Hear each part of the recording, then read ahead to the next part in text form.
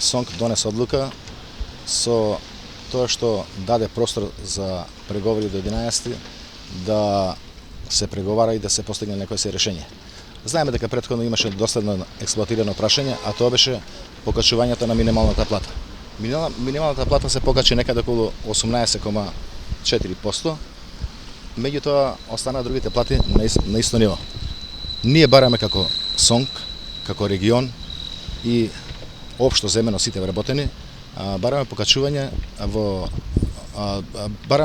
на скалесто кај што на некој начин ќе се нивелираат платите во другите оние дејности. СОНК како синдикат активно е вклучен во сите тие преговори, меѓутоа не наидовме на разбирање со министерството и со владата. Понатаму, како ќе биде, што ќе биде, ќе видиме, меѓутоа штрajкот дефинитивно е закажан за 11.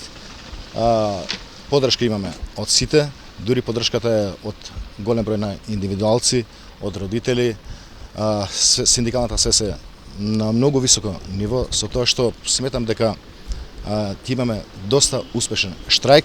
Штрajкот дефинитивно почнува на 11. Материјалите се добиени, плакатите се добиени и почнуваме со штрajk на 11.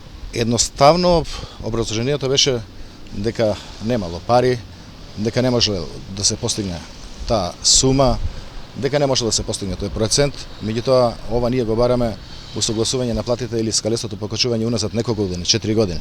Не можеме ние сега да кажеме наеднаш дека сме го барале во овој момент, туку ова е од претходно на некој начин застарено прашање.